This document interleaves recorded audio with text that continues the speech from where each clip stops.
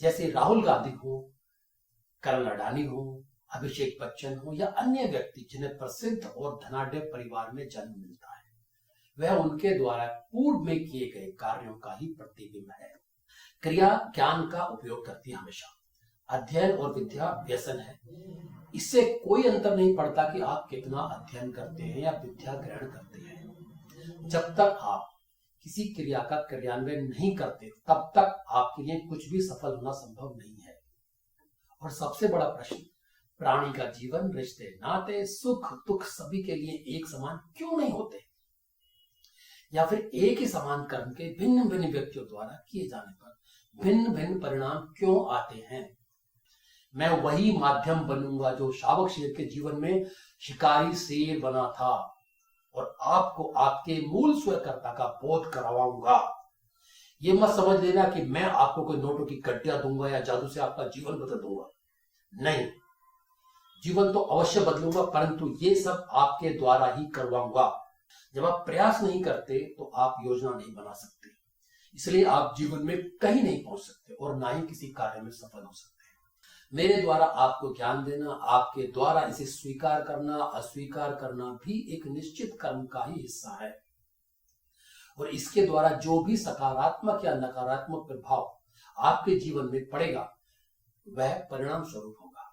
यदि आप लगातार विवाद करते रहते हैं कि आप योग्य हैं या नहीं, अच्छे हैं, योग्य हैं, तो आप समय के साथ जमे रहेंगे किंतु आगे नहीं बढ़ पाएंगे। सब कुछ पहले से ही ठीक करने के प्रयासों को अभ्यास में परिवर्तित ना होने दें या अपना स्वभाव ना बना लें। इसलिए कार्रवाई करना आवश्यक है। कार्रवाई ही सफलता की ओर लेकर जाती है, योजना नहीं।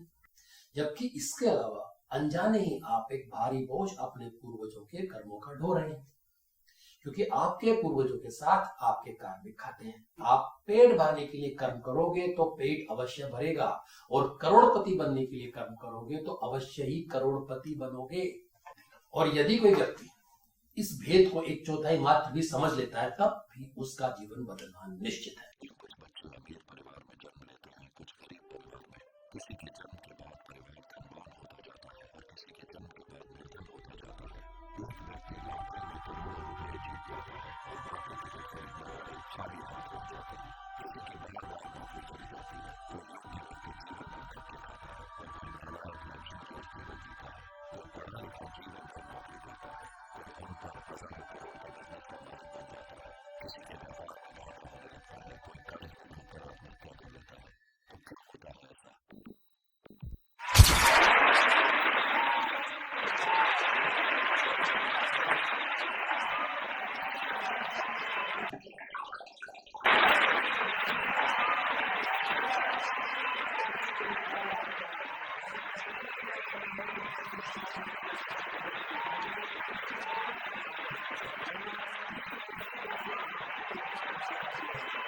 चैनल को सब्सक्राइब कर लीजिए ताकि एक भी प्रतिबंध छूटे नहीं।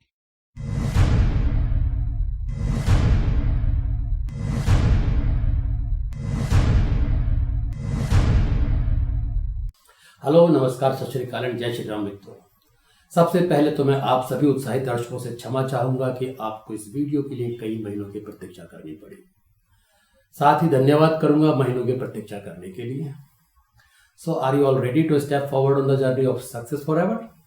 Yes, alright. मित्रों, आज का ये वीडियो सक्सेस फॉरएवर श्रृंखला के अंतर्गत हम केवल परिचय और भूमिका तक ही सीमित रखेंगे, ताकि आप जीवन को सफलता की ऊंचाइयों पर ले जाने की यात्रा के लिए मानसिक तौर पर तैयार हो जाएं।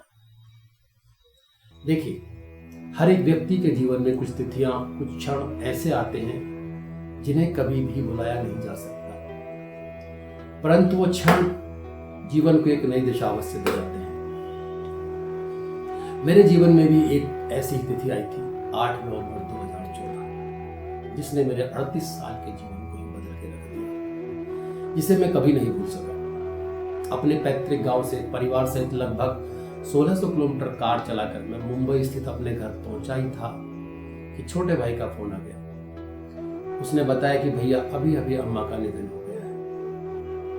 रात्रि के लगभग 11:30 बजे थे। मैं स्वयं को कोसने लगा कि क्यों और कुछ देर नहीं रुका रहा गाँव में। माँ बीमार थी मुझसे और बच्चों से मिलना चाहती थी, इसलिए मैं परिवार सहित माँ से मिलने चला गया था।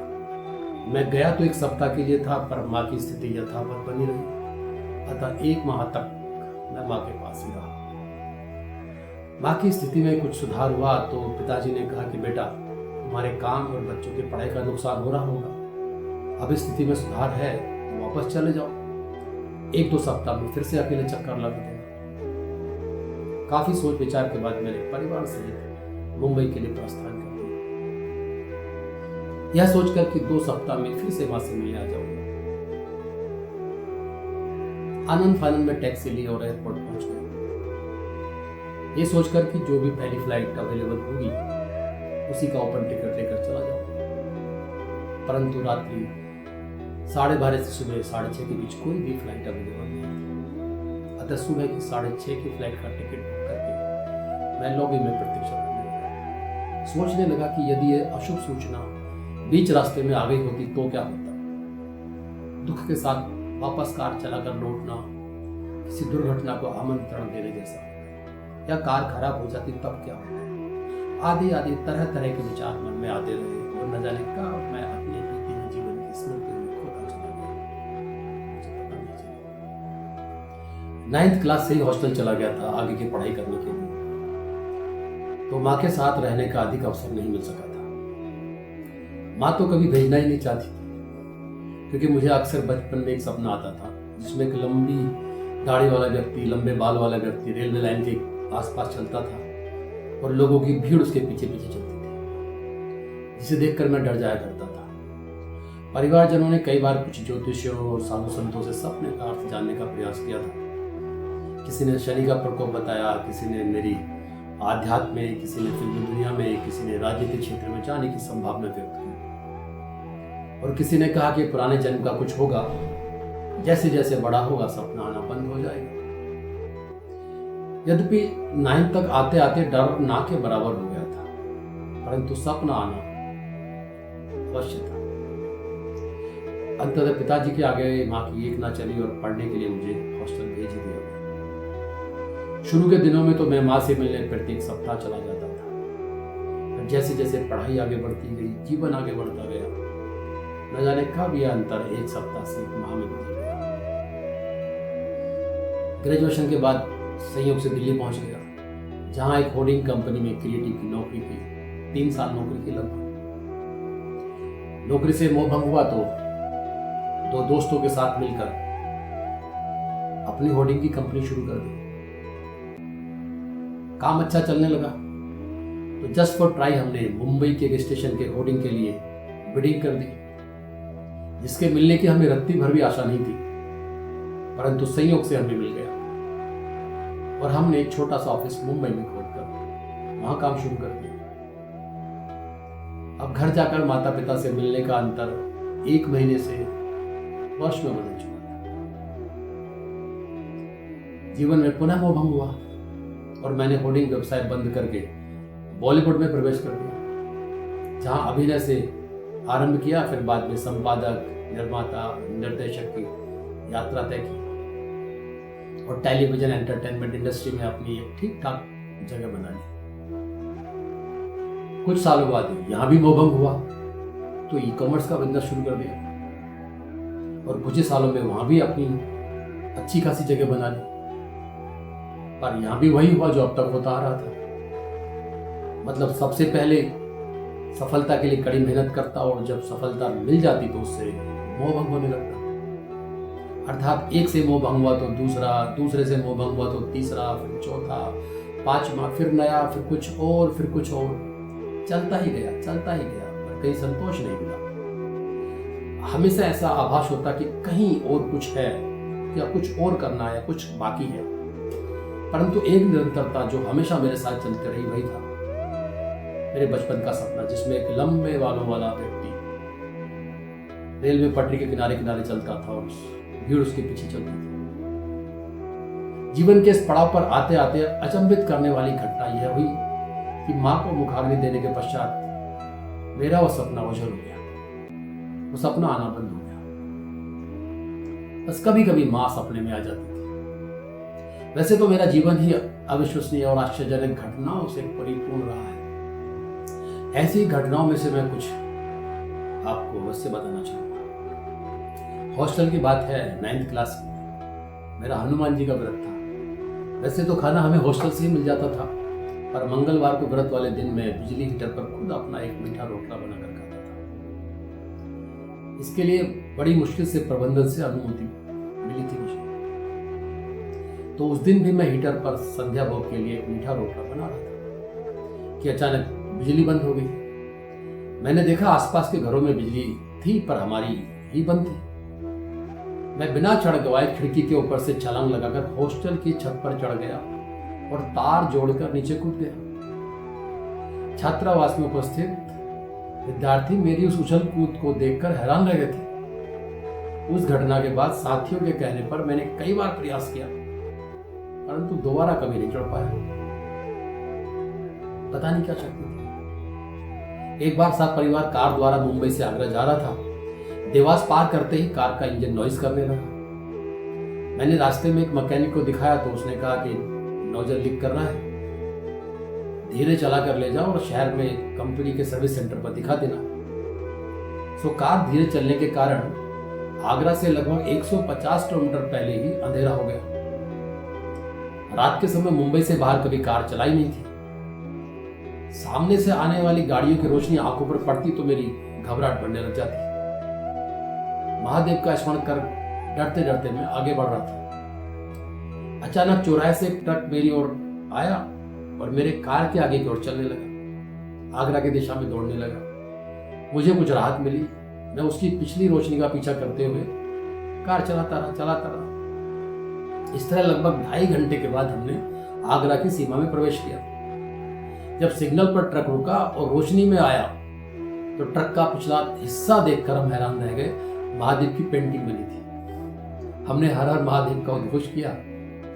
सिग्नल पार करते ही ट्रक पता नहीं किस दिशा में गायब हो गया, पता ही नहीं चला। हमने चारों तरफ देखा और कोशिश की कि ये भी महादेव की कृपा थी।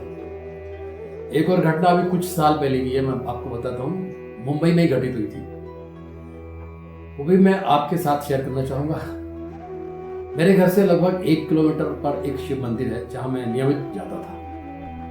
मंदिर के बाहर एक फूल वाली महिला होती थी जिसके पास से मैं हमेशा फूल लेता था।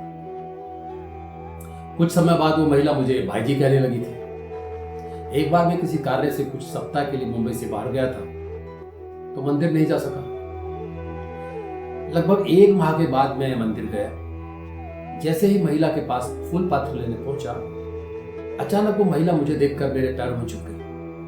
मैं सहम कर पीछे हट गया। वो दोनों हाथ जोड़े टकटकी लगाए मेरी ओर देखती रही।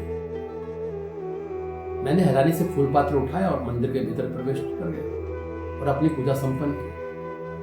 लौटकर बाहर आया तो देखा कि फूल वाली महिला के साथ मंदिर के मुख्य पुजारी व बाकी कुछ अन्य लोग भी खड़े थे। मैंने पुजारी जी की तरफ देखा, पूछा, क्या हुआ पुजारी जी? मैं और आगे कुछ पूछता कुछ कहता उससे पहले पुजारी जी ने कहा कि ये बाई कहती है कि आप इसके सपने में आए थे, आपके लंबे लंबे बाल और दाढ़ी थी, और इसने आपसे पूछा था कि भाई जी आप मंदिर क्यों नहीं आते हो? तो आपने इसे उत्तर दिया था कि मुझे मंदिर आने की क्या आवश्यकता है, सब मेरे पास आते हैं। ये बाई कहती है कि आप साधारण व्यक्ति नहीं हो, कोई गुरु महात्मा हो। यहां मैं एक बात और बता दूं कि उस समय वास्तव में मेरे छोटे छोटे बाल हुआ करते थे और मैं क्लीन शेव हुआ करता था। अनिवे पुजारी जी की बातें सुनकर मैं पूरी तरह से स्तब्ध हो गया। आसपास खड़े लोग मेरी तरफ अचंभे से देख रहे थे और मैं समझ नहीं पा रहा था कि क्या करूं। इतने में महिला ने अपनी बेटी को आगे किया और कहने लगी, गुरुजी मेरी बेटी को आशीर्वाद दे दो, ये 10वीं में है, अक्सर बीमार रहती है, इसका पास होना भी बहुत मुश्किल है। मैं निशब्द होकर इधर उधर देखने लगा। तभी पुजारी जी ने मध्यस्थता की और कहा कि दे दो आशीर्वाद, रख दो बच्ची के सर पर अपना हाथ, इसके विश्वास को मत तोड़ो, बाकी सब महादेव पर छोड़ दो, उसकी लीला वही जानता है। मुझे भी यही सही लगा।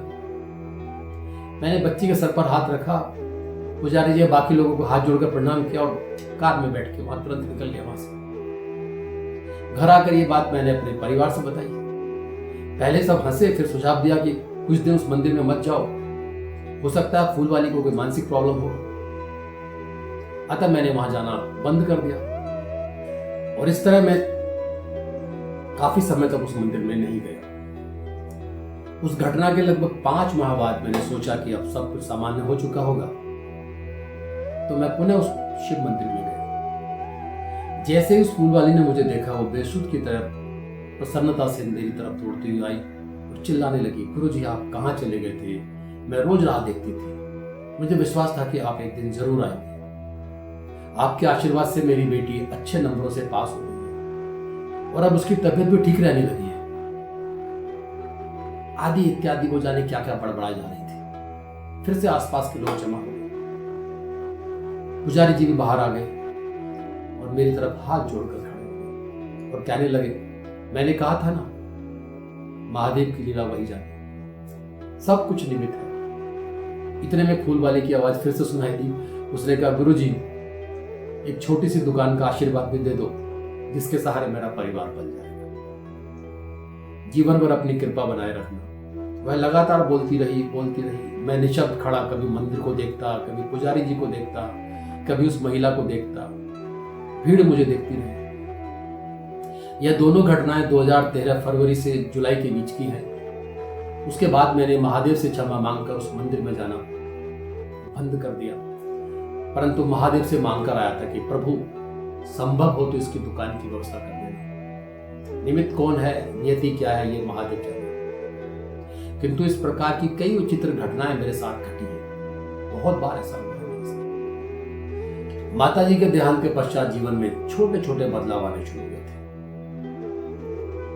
सब कुछ अपने आप ही होता जा रहा था। ऐसा लग रहा था जैसे कोई शक्ति मुझे मेरी इच्छाओं के विरुद्ध खींच रही है और मैं ना चाहते हुए भी खींचता जा रहा हूं। वर्षों से आ रहा सपना तो आना बंद हो गया था, परंतु मन मस्तिष्क में दबी पड़ी जिज्ञासाओं ने मानो यकानक अपने पैर पसारने आरंभ कर दिया। जीवन क्या है और क्यों है?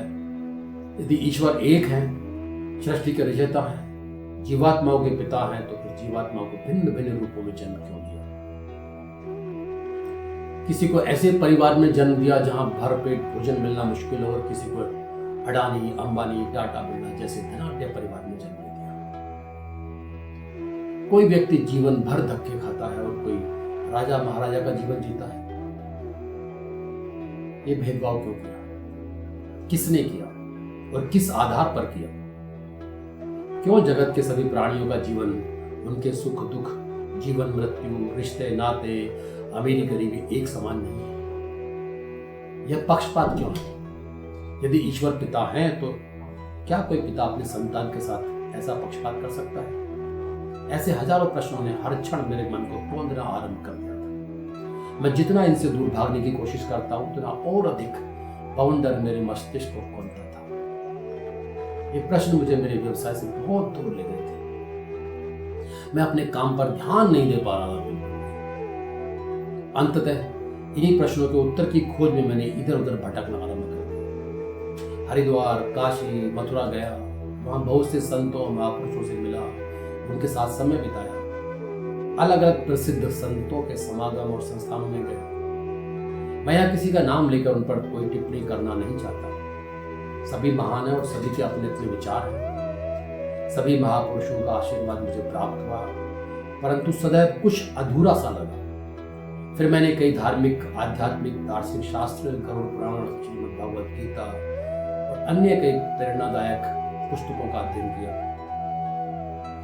लगभग 9 वर्षों के त्याग, ध्यान, परिश्रम, अध्ययन व महापुरुषों के सानिध्य द्वारा मुझे मेरे प्रश्नों के उत्तर स्वतः मिलते चले गए। मुझे समझ में आया कि ईश्वर नहीं बल्कि कर्म प्रधान है।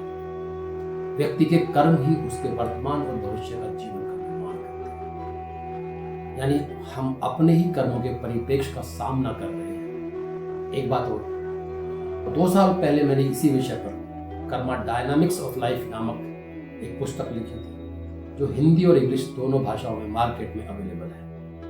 एक और संयोग देखिए, लगभग 11 वर्ष बाद आज मैं स्वयं को देखता हूं तो सपनों के उस लंबे बालों और दाढ़ी वाले व्यक्ति के रूप में पाता हूं, जिसके पीछे असंख्य भीड़ रेलवे पटरी के किनारे किनारे चल रही थी। क्योंकि इस बीच मैंने अपने बाल नहीं कटवाए थे। चलिए, ये तो रहा व्यक्तिगत परिचय जो कि आवश्यक था। मेरा मानना है यदि आप किसी व्यक्ति या उसके मार्ग को फॉलो करते हैं तो आपको उसके बारे में जानकारी होनी चाहिए। चलिए, अब हम भूमिका की ओर चलते हैं। देखिए, अब तक आप सभी ने अपने अपने लेवल पर अपने बिजनेस, व्यापार, नौकरी, पढ़ाई या फिर संबंधों को सफल बनाने की बहुत सारी कोशिशें की होंगी।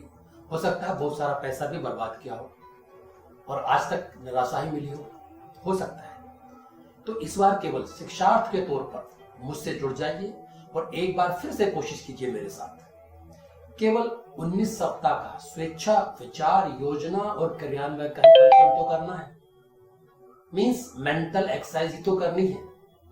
आपको ना कोई पैसा देना है, ना कुछ खर्च करना है, ना कहीं जाना है। बस मेरे मार्गदर्शन पर ही तो चलना है आपको।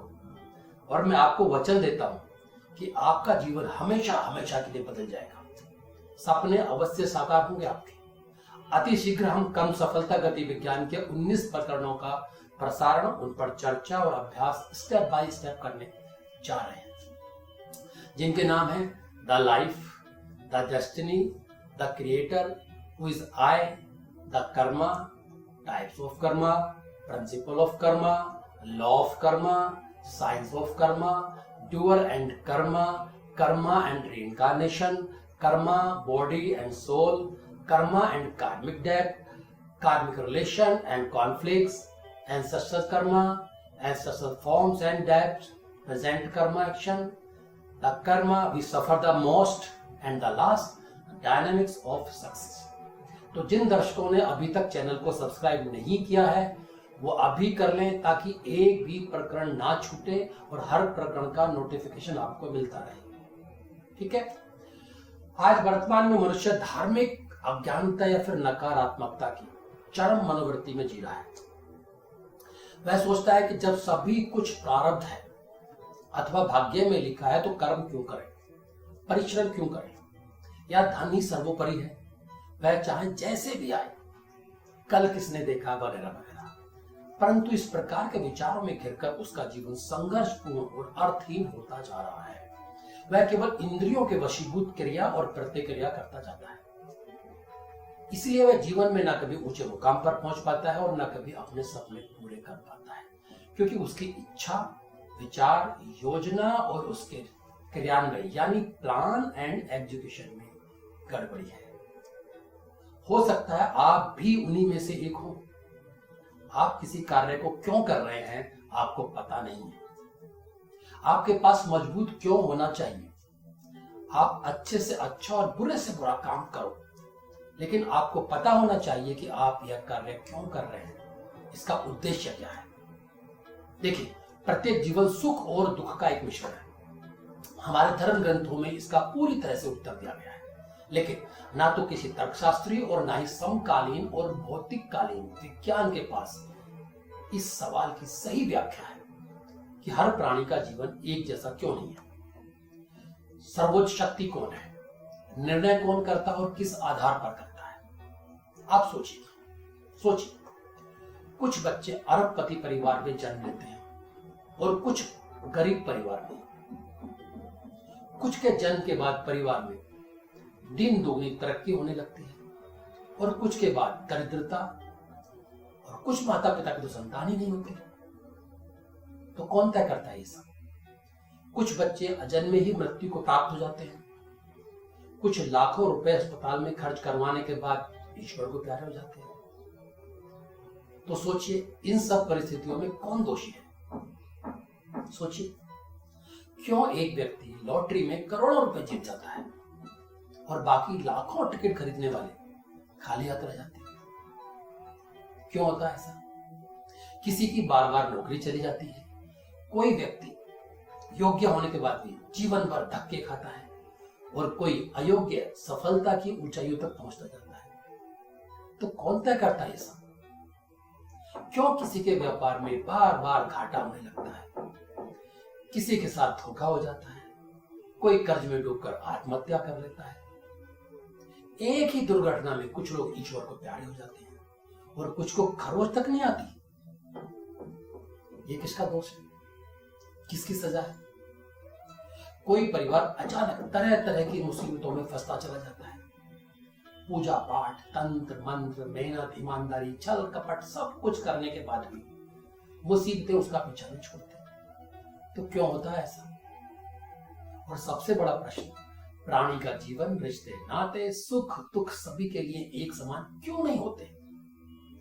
या फिर एक ही समान कर्म के भिन्न भिन्न व्यक्तियों द्वारा किए जाने पर भिन्न भिन्न परिणाम क्यों आते हैं? सोचिए। ऐसे बहुत से प्रश्न और विचार प्रतिदिन आते हैं, और ऐसा अधिकतर तभी होता है जब आप बार बार असफल होते हैं, इच्छाओं की पूर्ति नहीं होती या दुखी होते हैं। सोचिए, किसी अमीर और सुखी व्यक्ति के मन में इन विचारों की कोई जगह नहीं होती। ठीक वैसे ही जैसे हार के हजारों कारण मिलने लगते हैं और जीत के बाद सब कुछ ठीक लगने लगता है। ऐसा क्यों होता है? क्योंकि आपको कर्म की वास्तविक प्रकृति के नियमों का ज्ञान नहीं है। कर्म क्या है? परिणाम क्या है? वास्तविक कर्ता कौन है? कर्म की गांठें कैसे बंधती हैं? प्रारब्ध क्या है? यह सब कहां से आया है? यह कब आरंभ होता है? कर्म प्रथम जन्मा या आप? क्या कर्म भोग से बचा जा सकता है?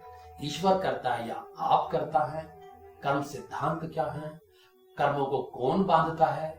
कर्मों का अनुभव आत्मा करती है या आपका शरीर? जीवन में सफलता का गति विज्ञान क्या है? इनमें से कुछ भी आपको ज्ञात नहीं है। आप सभी एक ही सिद्धांत पर जी रहे हैं, वो है सब कुछ ईश्वर जाने, वही करता है। बस उसी के ऊपर सफलता असफलता का दोष मढ़ते चले आ रहे हैं। आप सोचिए, वो परम पिता परमेश्वर है, समस्त ब्रह्मांड का। क्या कोई पिता अपनी संतान के साथ पक्षपात कर सकता है कि एक बच्चे को अडानी अंबानी परिवार के घर में जन्म दे और दूसरे को एक दरिद्र परिवार में जहां पेट भर भोजन न मिलता हो? क्या आप ऐसा कर सकते हैं एक पिता होकर? नहीं, कोई पिता ऐसा नहीं कर सकता। क्या कोई निष्पक्ष परीक्षक सभी परीक्षार्थियों को एक समान अंक दे सकता है? कदापि नहीं। प्रत्येक परीक्षार्थी को उसके द्वारा लिखे गए प्रश्नों के उत्तर के आधार पर ही उसे अंक दिए जाते हैं।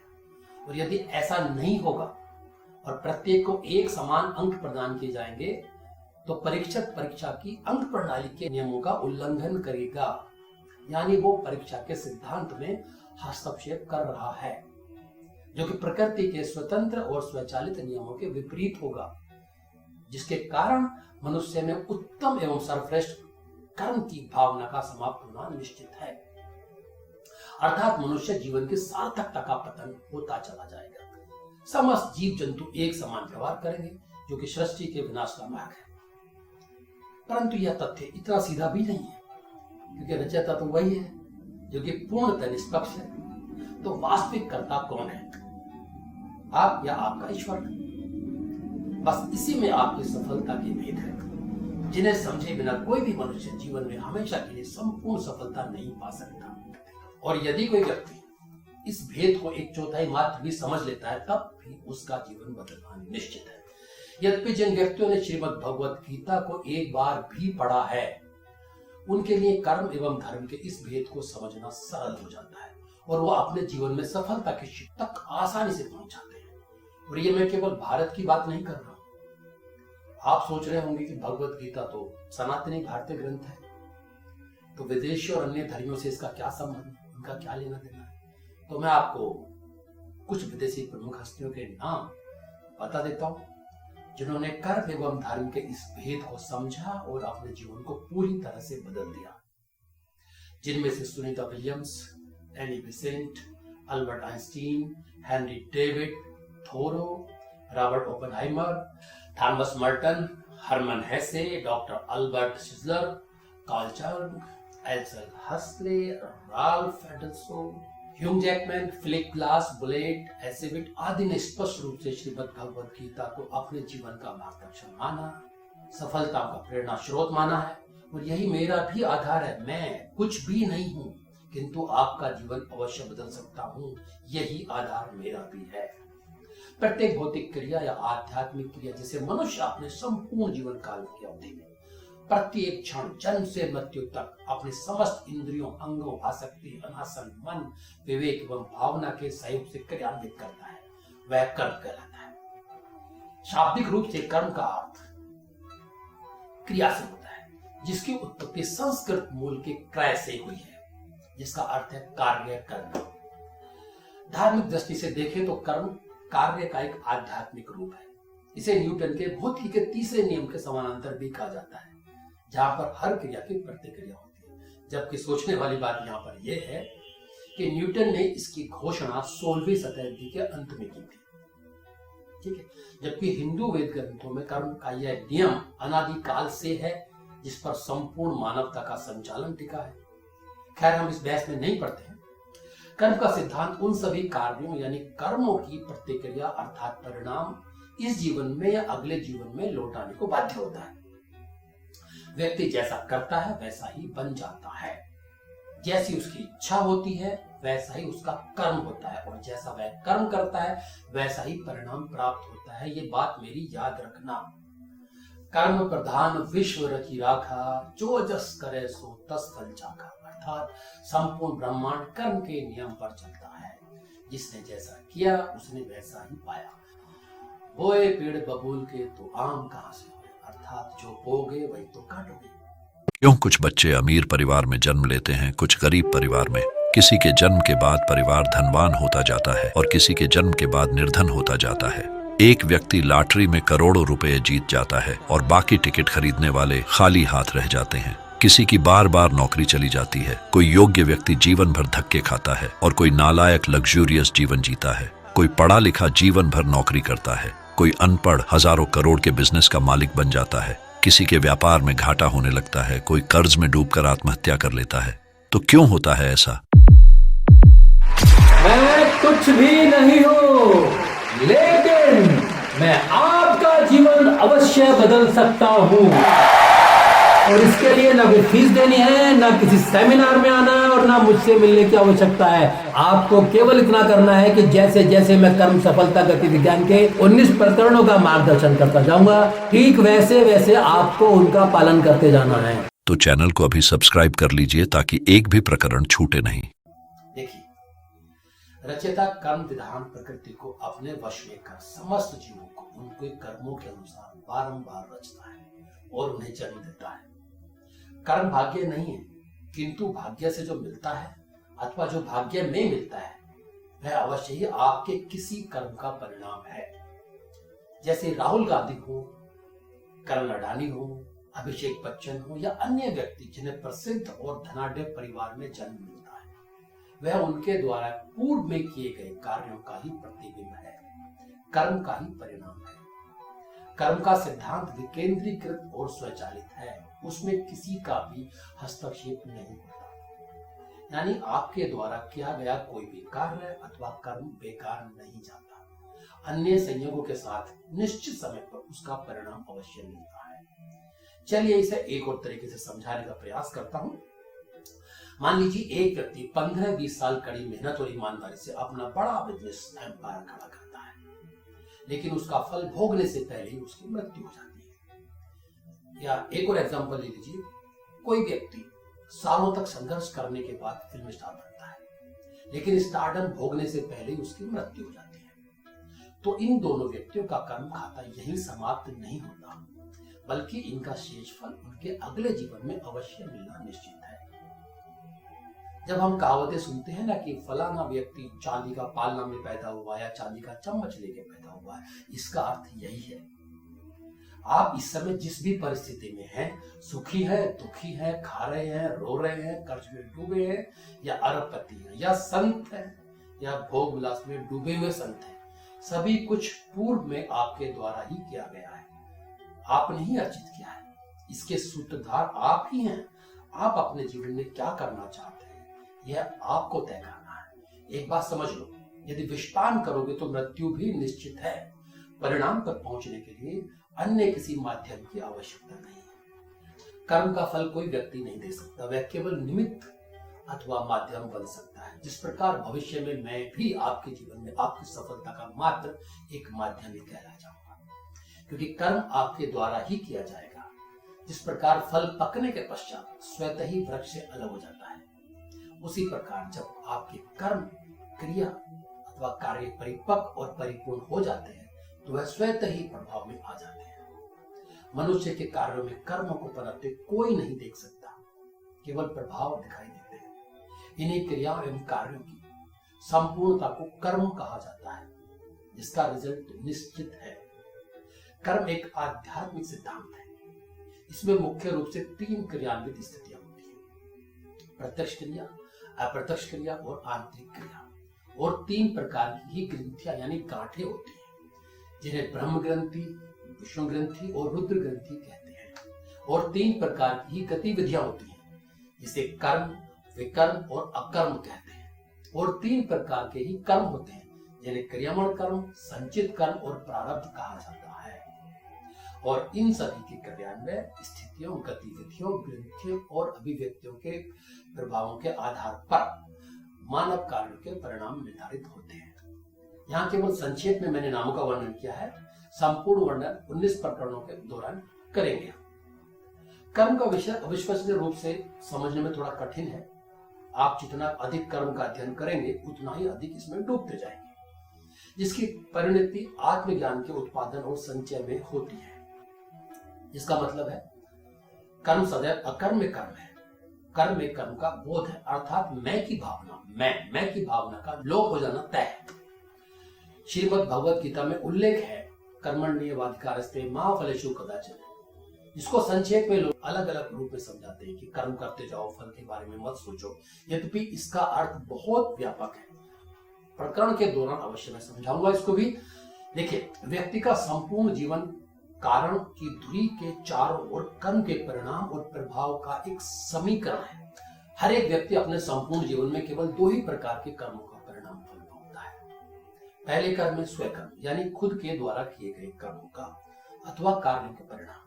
वो चाहे पूर्व के जन्म के बकाया परिणाम हो, जिनका आनंद इस जीवन में मिल रहा है, या इस जन्म में जो आप कार्य करते हैं उनके परिणाम। दूसरे कर्म है पितृकर्म, यानी आपके पितरों द्वारा किए गए कर्म, जाने अनजाने जिनके लाभ आपको मिल रहे हैं, तो स्वाभाविक है कि उनके परिणाम भी आपको ही मिलने हैं। अब शायद समझने में आपको थोड़ी कठिनाई हो रही होगी, तो चलिए मैं एक काल्पनिक कहानी के माध्यम से आपको समझाने का प्रयास करता हूं। पहले बात करते हैं स्वकर्मों की, यानी आपके खुद के द्वारा किए गए कर्मों की। मान लीजिए पूर्व के किसी जन्म में आप ए नामक व्यक्ति थे। उस जीवन में ए ने किसी बी नामक व्यक्ति की छल कपट द्वारा सारी संपत्ति हड़प ली और उसकी हत्या कर दी या किसी से करवा दी। मान लीजिए, क्योंकि ईश्वरीय, भौतिक व सांसारिक तीनों परिप्रेक्ष्य के भीतर इस घटना में एक निश्चित कर्म हुआ था, तो प्रतिक्रिया यानी फल भी निश्चित था। यह घटना सांसार में घटित हुई थी, तो न्याय भी सांसारिक न्यायपालिका में होना चाहिए था और ए के पाप का दंड मिलना चाहिए था, परंतु ऐसा नहीं हुआ। ए ने धन, बल, छल का उपयोग करके न्यायालय को प्रभावित किया और निर्दोष साबित हो गया। यानी ए को उसके कर्मों का परिणाम नहीं मिला, तो क्या यह न्याय माना जाएगा? तो क्या न्याय हुआ? नहीं। संभवतः सांसारिक न्याय व्यवस्था में वह उचित था, किंतु कर्म सिद्धांत की व्यवस्था में ए को कर्म का परिणाम मिलना बाकी था। हम ये भी कह सकते हैं कि ईश्वरीय व्यवस्था में न्याय पूरा नहीं हुआ था। अब जैसा मैंने कहा था कि कर्म निष्पक्ष व अमिट है, प्रत्येक क्रिया की प्रतिक्रिया और परिणाम सुनिश्चित है। यहाँ एक बात और ध्यान देना कि इस पूरे घटना चक्र यानी कर्म में ए के अलावा कुछ अन्य लोग भी अनजाने में ही भागीदार बन गए थे। जैसे एक तरफ ए और आपका परिवार जो लाभान्वित हुआ, वहीं दूसरी तरफ बी के प्राण गए और उसका परिवार निर्धन और तबाह हो गया। तो स्वाभाविक है कि अच्छे और बुरे का प्रभाव भी दोनों परिवारों पर ही पड़ेगा। इससे पहले कि ए के द्वारा किया गया कर्म प्रतिक्रिया, प्रतिकृति और प्रतिफल से होते हुए परिणाम तक पहुंचता, किसी कारणवश उसकी मृत्यु हो गई और ए सदा के लिए उस जीवन से मुक्त हो गया। तो क्या कर्म भी मुक्त हो गया? कदापि नहीं। उसका कर्म संचित खाते में स्थानांतरित हो गया और परिणाम की प्रतीक्षा करने के लिए अन्य घटकों का इंतजार करने लगा। जिस प्रकार अलग अलग बीज के परिपक्व होने की अलग अलग समय सीमा होती है और निश्चित समय में पकने के बाद वो स्वयं धरती पे आके गिर जाता है। जैसे गन्ने के बीज को परिपक्व होने में लगभग 270 दिन लगते हैं, सरसों के बीज को परिपक्व होने में 90 दिन लगते हैं और गेहूं के बीज को परिपक्व होने में लगभग 120 दिन लगते हैं। आम के बीज को परिपक्व होने में 5 वर्ष और कटहल के बीज को परिपक्व होने में औसतन 10 वर्ष का समय लगता है। उसी प्रकार व्यक्ति का प्रत्येक कर्म भी अपने परिणाम तक पहुंचने के लिए परिपक्व होने की प्रतीक्षा करता है। इसका मतलब एक के द्वारा किया गया वो कर्म भी उसी क्षण से परिपक्व होने और उपयुक्त समय पर अपने प्रारब्ध निष्पादन की प्रतीक्षा करने लगा था। जब सभी संयोग पूरे हुए तो एक को फिर से मनुष्य रूप में जन्म मिला। हो सकता आज जन्म मिला हो। याद रखिए, पुनः मनुष्य रूप में जन्म लेने का संयोग एक पल से सैकड़ों वर्षों तक का हो सकता है। भीष्म पितामह को 73 और राजा धृतराष्ट्र को 50 वर्षों का समय लगा था पुनः मनुष्य रूप में जन्म लेने के लिए। संभव है कि आज वर्तमान में किए जा रहे कर्मों के परिणाम के साथ साथ पूर्व जन्म के एक रूप में बी की हत्या का कर्म परिणाम भी भोग रहे हो आप, या भोग चुके हो, या आगामी वर्षों में भोगे। हाँ, कर्म के न्याय में यह आवश्यक नहीं है कि हत्या का परिणाम हत्या ही हो, बल्कि आत्मा को उतनी ही पीड़ा देना होता है। वर्तमान में आप जो भी कर्म करते हैं उनमें से अधिकतर कर्मों के परिणाम आपको मिल जाते हैं, जिनका आपको अनुमान भी हो जाता है, परंतु पूर्व कर्मों के परिणामों का आपको केवल आभास ही होता है। यानी जो भी सुख या दुख आपको भाग्य से मिलता है, अनचाहे मिलता है, तो समझ जाना कि वो आपके पूर्व के किसी कर्म का ही परिणाम है। कोई भी कर्म बिना परिणाम के पूर्ण नहीं हो सकता, ना ही मिट सकता है। नमक खाया है तो नमक का परिणाम आएगा और शक्कर खाई है तो शक्कर का परिणाम आएगा। सरल भाषा में कहूं तो यदि आप पेट भरने के लिए कर्म करोगे तो पेट अवश्य भरेगा, और करोड़पति बनने के लिए कर्म करोगे तो अवश्य ही करोड़पति बनोगे। प्रत्येक कर्म का फल और दोष दोनों निश्चित है। अब ये तो हो गई स्वयं कर्म की गणना। तो अब बात करते हैं पितृकर्म की। सामान्यतः जब आप कर्म पर चिंतन करते हैं तो मुख्य रूप से स्वयं के कर्मों एवं फैसलों के परिणामों तथा उनके प्रभावों के बारे में ही सोचते हैं, जबकि इसके अलावा अनजाने ही आप एक भारी बोझ अपने पूर्वजों के कर्मों का ढो रहे हैं, क्योंकि आपके पूर्वजों के साथ आपके कार्य खाते हैं। यही कारण है कि आपके चेहरे, आदतें, व्यक्तित्व पूर्वजों से मेल खाता है आपके। तो चलिए फिर अपनी उसी काल्पनिक कहानी को आगे बढ़ाते हैं।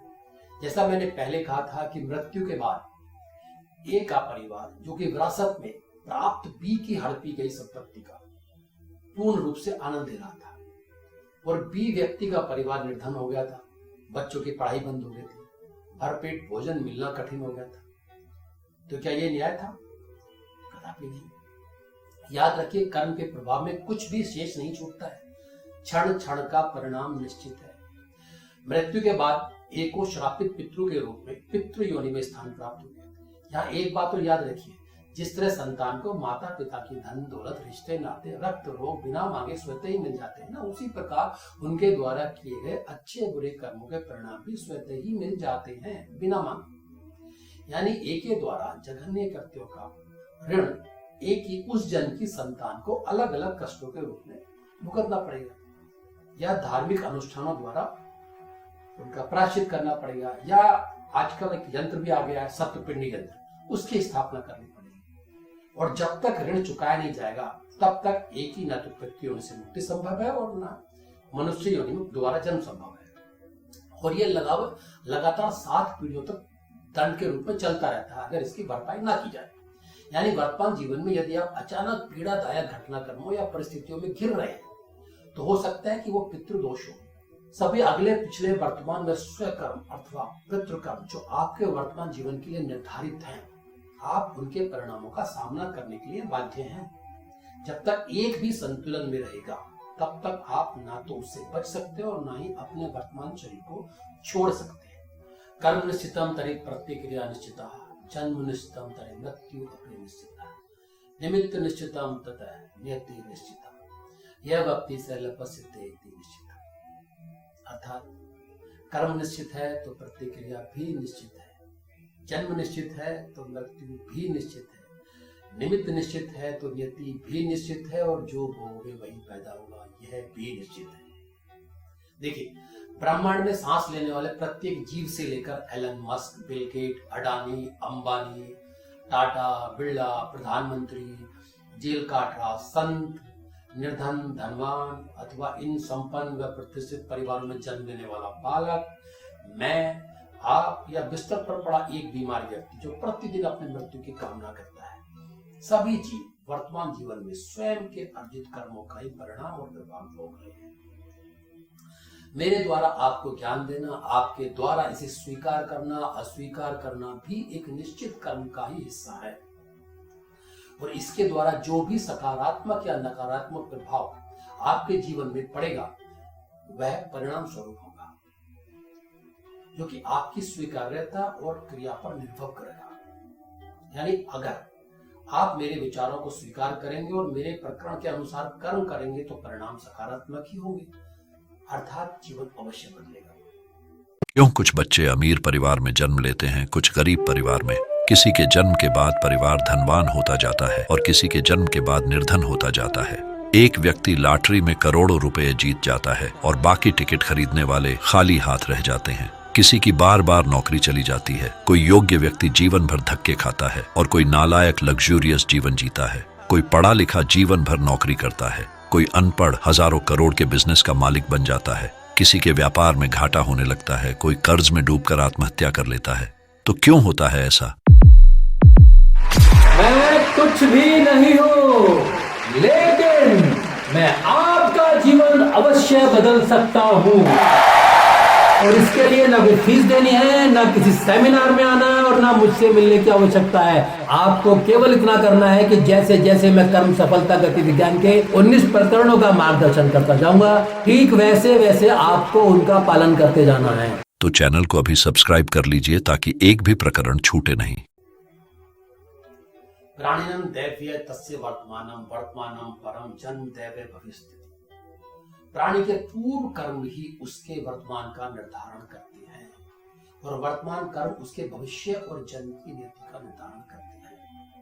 स्वयं भगवान भी कर्म के नियम का उल्लंघन नहीं करते। दो उदाहरणों से स्पष्ट करता हूं।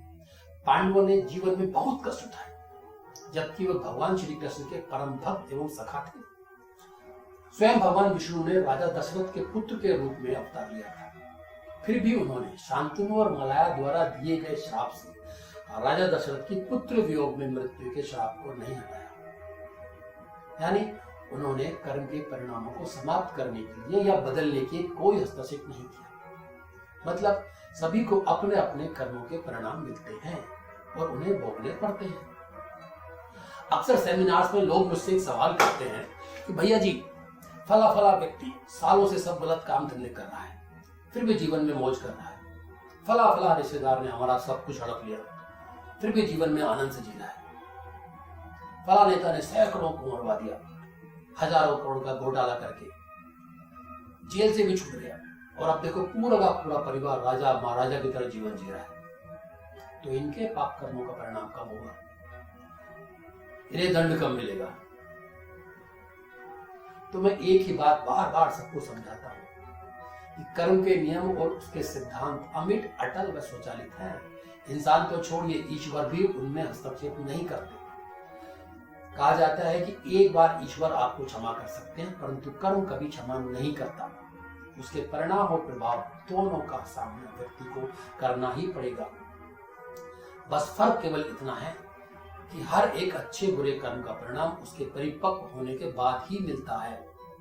जिन लोगों का आपने नाम लिया है ना, संभव है कि उनके अच्छे कर्मों का भंडार इतना अधिक हो कि बुरे कर्म का परिणाम आने में समय लगे या एक और जीवन लेना पड़े, लेकिन परिणाम अवश्य मिलेगा, यह निश्चित है। आपने नमक, मिर्ची, चीनी तीनों का स्वाद भी अलग अलग चखा है, तो तीनों का परिणाम भी अलग अलग ही मिलेगा। सांसारिक जीवन में आप हर क्षण जाने अनजाने अनेकों कृत्य करते हैं, किंतु उनका मूल्यांकन 3 ही रूपों में किया जाता है। प्रत्यक्ष कर्म जो प्रमाणिक हो, जिसे कर्ता और भोगी के अतिरिक्त किसी अन्य व्यक्ति ने सुना या देखा हो। अप्रत्यक्ष कर्म जो अप्रमाणिक हो, जिसे कर्ता और भोगी के अतिरिक्त किसी अन्य व्यक्ति ने सुना या देखा ना हो। आंतरिक कर्म जो अज्ञानता, दुर्भावना या कुविचार से घटित हो, जिसे कर्ता और भोगी दोनों ही अनजान। अब प्रश्न उठता है कि ये सब नियंत्रित कौन करता है। देखिए, रचयिता ने कर्म के नियमों को इस तरह बुना है कि जब आप कर्म करते हैं तो उसका फल स्वाभाविक और स्वतः निर्धारित हो जाता है। जैसी क्रिया होगी वैसी ही प्रतिक्रिया होगी, जो कि विकेंद्रीकृत है और एक स्वतंत्र अस्तित्व है। जैसे कि आग का अस्तित्व स्वतंत्र है, यदि आप जानबूझकर स्पर्श करोगे तब भी जलना निश्चित है, और अनजाने में स्पर्श करोगे तब भी जलना निश्चित है। ना एक रेलवे की पटरी दूसरी पटरी के अस्तित्व को नकार सकती है, और ना अच्छा कर्म बुरे कर्म के अस्तित्व को नकार सकता है। यानी कोई एक दूसरे को निरस्त नहीं कर सकता है, ना कम कर सकता है। 100 अच्छे कर्मों में से 2 बुरे कर्म कम नहीं होते, दोनों का परिणाम अलग अलग मिलेगा। पुण्य कर्म डेबिट कर्म यानी एटीएम के समान मान लीजिए, यानी पहले धन बैंक में जमा करो, उसके पश्चात उसका आनंद लो। और जो पाप कर्म है वो क्रेडिट कार्ड के समान है, पहले आनंद लो, उसके पश्चात ब्याज के साथ भुगतान करते रहो। यही कर्म का सिद्धांत है और कर्म का नियम है। कर्म सिद्धांत के 8 चक्र बिंदुओं पर विस्तार से जानकारी हम 19 प्रकरणों में देंगे, जो हम इनकी चर्चा करेंगे, किंतु अभी मैं संक्षेप में उन पर थोड़ी चर्चा अवश्य करना चाहूंगा। नंबर 1, प्रत्येक परिस्थिति में मात्र वर्तमान कार्य, क्रिया और उसका क्रियान्वयन ही जीवन की दिशा एवं दशा का निर्धारण करने में सक्षम है।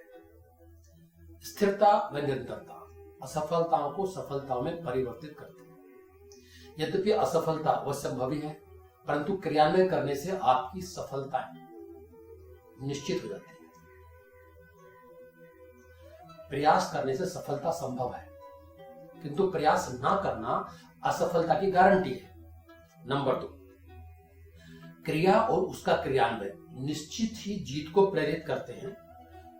पराजय से डरने वाला कोई भी व्यक्ति कदापि विजय प्राप्त नहीं कर पाया है।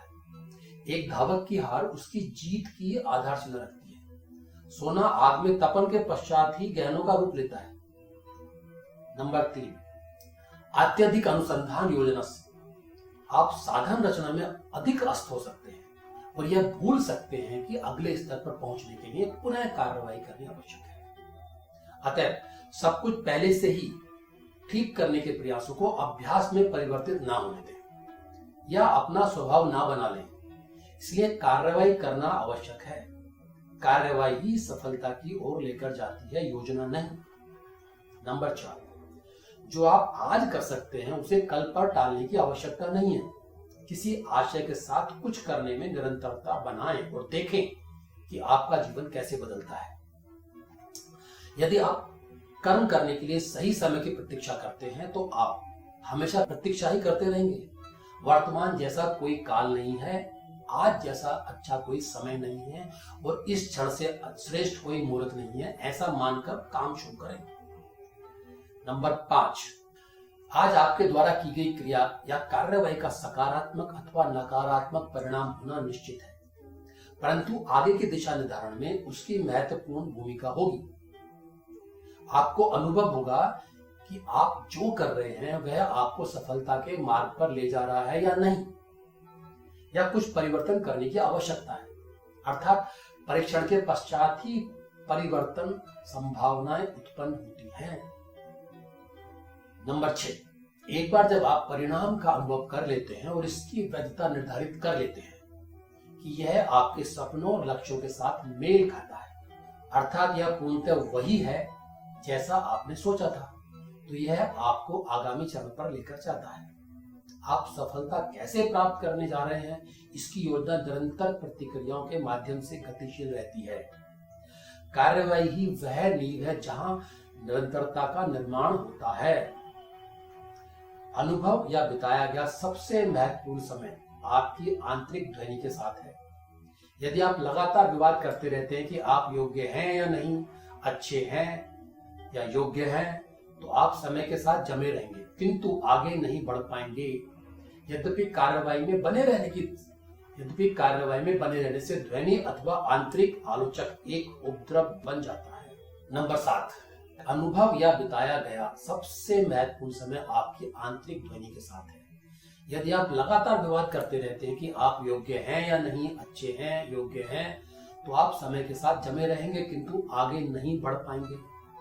यद्यपि कार्यवाही में बने रहने से ध्वनि अथवा आंतरिक आलोचक एवं उपद्रव बन जाता है, फिर भी अगला कदम उठाकर इसका मौन किया जाना संभव है।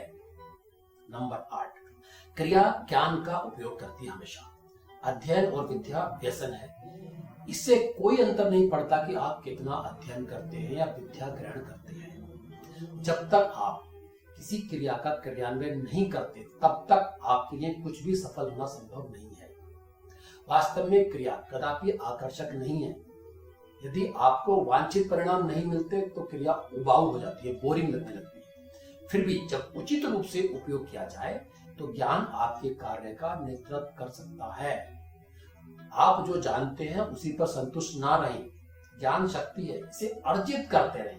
Keep trying trying trying. एक बात तो याद रखिए, कोई भी घटना कभी भी बिना किसी कारण के नहीं घटती। उसी प्रकार बिना उद्देश्य के कोई भी कार्य पूर्ण नहीं होता। ये ब्रह्मांड का नियम है। कर्म और मनुष्य दोनों ही ब्रह्मांड के वैज्ञानिक पर्यावरण में भौतिक उत्पाद हैं, जो उत्तेजनाओं की आपूर्ति करते हैं। जो व्यक्ति मस्तिष्क में संकेतों की व्याख्या करता है और उसकी भावना और विचारों को जन्म देते हैं। ध्यान से सुनना मेरी बात। यही भावनाएं और विचार आपकी प्रेरणा का निर्माण करते हैं। प्रेरणा आपके मस्तिष्क के समस्त विकल्पों और निर्माणों को निर्धारित करती है, जो सदैव आपको कुछ न कुछ कार्य करते रहने की ओर आकर्षित करती है। और प्रेरणा मस्तिष्क की प्रतिफल प्रणाली की सक्रियता से भी प्रेरित होती है। चलिए एक छोटी सी कहानी सुनाता हूं मैं आपको, खुद को पहचानने में सहायता मिलेगी। एक नवजात शावक, मतलब शेर का बच्चा, जिसकी मां उसे जन्म देते ही मर गई। शावक शेर पर भेड़ चराने वाले चरवाहे की निगाह पड़ी, वो उसे अपने साथ उठा लाया और भेड़ों के झुंड के साथ उसका पालन पोषण करने लगा। शावक भेड़ों के झुंड के बीच खाते पीते घूमते फिरते जवान हो गया। भेड़ों की तरह चलना, बोलना, खाना, पीना और व्यवहार करते करते उसकी सभी गतिविधियां और हाव भाव बिल्कुल भेड़ों की तरह हो गए थे और खुद को उन्हीं भेड़ों का एक वंशज मानने लगा था अपने आप को। एक भ्रमपूर्ण धारणा और विचार की मैं एक नर भेड़ हूं, उसके मन में दृढ़ता से समाहित हो गया था। उसने कदापि एक क्षण के लिए भी अपने वास्तविक स्वरूप को पहचानने की या जानने का प्रयास ही नहीं किया। एक दिन चारागाह में अचानक एक शिकारी शेर ने इनके झुंड पर हमला कर दिया। हमेशा की तरह भेड़ों का झुंड मृत्यु के डर से इधर उधर दौड़ने लगा। चूंकि प्राकृतिक आधार पर शावक शेर में आक्रमण एवं शिकार की प्रवृत्ति थी, जो कि तुरंत डरकर भागने की इंद्रियों के एकदम विपरीत थी।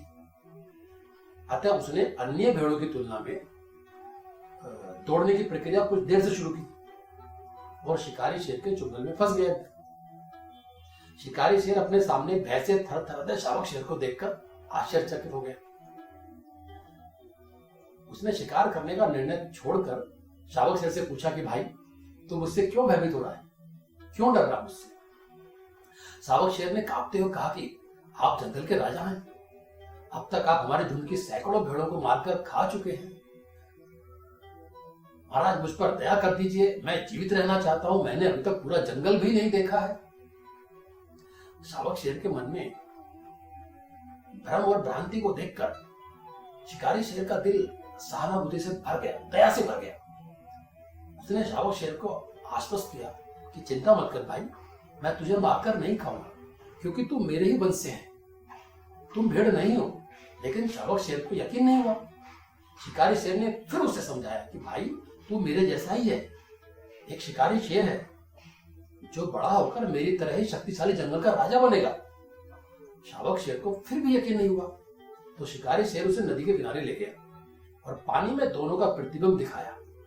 देखो, हमारा मुंह, रूप, रंग, आकार, आचरण, देखो सब एक जैसा है, हम एक ही वंश के हैं, तुम भेड़ नहीं हो।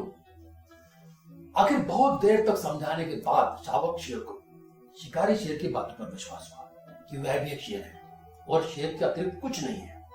फिर वो तुरंत भेड़ों के झुंड को छोड़कर शिकारी शेर के साथ जंगल में चला गया। इस आत्मज्ञान के साथ शावक शेर धीरे धीरे सभी भ्रमों से मुक्त हो गया और अपने स्वयं में वापस लौट आया। यानी स्वयंकर्ता को पहचानकर अपने प्राकृतिक रूप में आ गया, जो कि वास्तव में वह जन्म से था। उसे अपने शरीर को भेड़ से शेर के रूप में बदलने के लिए और स्वयं को शेर के रूप में चित्रित करने के लिए मूल स्वयंकर्ता और बोध और माध्यम के अतिरिक्त किसी चीज की आवश्यकता नहीं पड़ी। एक अज्ञानी शावक शेर जो भेड़ का चोला ओढ़े डर में जीवन जी रहा था, अब वह उन सभी से मुक्त होकर एक शेर की तरह दहाड़ने लगा था।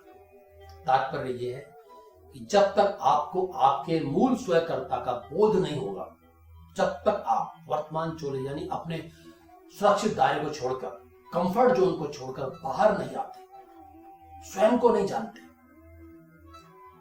अपने उद्देश्य को नहीं जान सकते, तो बदलोगे कैसे जीवन को और सफलता कैसे पाओगे? इस कहानी को सुनने के बाद अब शायद आपके दिमाग की बत्ती जलनी शुरू हुई होगी। समझ में आ रहा होगा कि मैं कैसे आपका जीवन बदलने वाला हूं। लगभग सही। मैं वही माध्यम बनूंगा जो शावक शेर के जीवन में शिकारी शेर बना था और आपको आपके मूल स्वयंकर्ता का बोध करवाऊंगा। ये मत समझ लेना कि मैं आपको कोई नोटों की गड्डियां दूंगा या जादू से आपका जीवन बदल दूंगा। नहीं, जीवन तो अवश्य बदलूंगा, परंतु ये सब आपके द्वारा ही करवाऊंगा और अंत तक माध्यम ही बना रहूंगा। हाँ, जब सब ठीक होने लगे तो मुझे दान दे देना या कंपनी में पार्टनरशिप दे देना भाई। ठीक है, चलो आने पे पढ़ो। जो जीवन के समस्त क्षेत्रों में कार्यवाही अर्थात कार्य के बिना आप व्यवहारिक रूप से एक ठहराव पर हैं, जो न तो आगे बढ़ रहे हैं और न पीछे जा रहे हैं। गलतियां जीवन का हिस्सा है और किसी भी क्रिया के आगे बढ़ने के लिए अभिन्न भाग है। जब आप प्रयास नहीं करते तो आप योजना नहीं बना सकते, इसलिए आप जीवन में कहीं नहीं पहुंच सकते और ना ही किसी कार्य में सफल हो सकते हैं।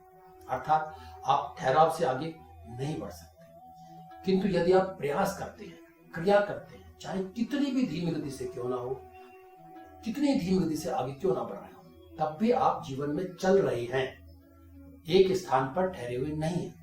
देर सवेर आपको अपनी मंजिल तक पहुंचना निश्चित है। और यदि गलती से आप किसी विपरीत दिशा में भी चले जाते हैं, तब भी आप गतिशील हैं और जीवन में दिशा को फिर से ठीक करने के अवसर अवश्य मिलेंगे और संभावना रहेगी कि आप पुनः सही मार्ग पर लौटकर आ जाएं और अपने लक्ष्यों की दिशा में कार्य करें। यद्यपि कुछ व्यक्ति गलती कर देते हैं या असफल हो जाते हैं तो वो पीछे हट जाते हैं या अपने प्रयासों को बंद कर देते हैं, जबकि आपको याद यह रखना है कि आपकी गलतियां चाहे कितनी भी बड़ी हो या छोटी हो, आप अवश्य ही उनसे कुछ ना कुछ सीखते हैं। व्यक्ति गलतियों से ही सीखता है और जब व्यक्ति अपनी गलतियों से सीखता है और उसके अनुसार अपने कार्य में बदलाव करता है, तब व्यक्ति की प्रगति निश्चित हो जाती है। चलिए अब समापन की ओर चलते हैं। प्रकरण के पहले पाठ के शुरू होने तक के लिए 3 लाइनें दे रहा हूं। अपने मोबाइल में अपनी आवाज में रिकॉर्ड करके रखना और दिन में कम से कम 25 बार सुनना। दिन में ही सपने देखने लगोगे, ये मेरा दावा है। देखना, एक हफ्ते में खुद की सोच बदलने लगेगी। शुरू करो, अभी शुरू करो। जहां हो वहीं से शुरू करो। जितना है उसी में शुरू करो। जितना जानते हो उसी से शुरू करो। बेशक छोटे से शुरू करो, पर शुरू तो करो। गलतियां होंगी तो फिर से शुरू करो। गिर चुके हो तो उठो और फिर से शुरू करो। शुरू तो करो मित्रों, शुरू अवश्य करो। तो प्रतीक्षा कीजिए अपने पहले प्रकरण की। तो जिन दर्शकों ने अभी तक चैनल को सब्सक्राइब नहीं किया है, वो अभी कर लें ताकि एक भी प्रकरण ना छूटे और हर प्रकरण का नोटिफिकेशन आपको मिलता रहे। ठीक है, तब तक के लिए ओम शिवाय। हम कुछ बच्चे अमीर परिवार में जन्म लेते हैं, कुछ गरीब परिवार में। किसी के जन्म के बाद परिवार धनवान होता जाता है और किसी के जन्म के बाद निर्धन होता जाता है। एक व्यक्ति लॉटरी में करोड़ों रुपए जीत जाता है और बाकी के खरीदने वाले खाली हाथ रह जाते हैं। किसी की नौकरी पड़ी जाती है और यूं व्यक्ति जीवन में धक्के खाता है और कोई लंबा लिखने में रोज जीवन जीता है, कोई अमर और जीवन भर नौकरी करता है, कोई अनपढ़ पढ़ा लिखा तो बिजनेस का मालिक बन जाता है, किसी को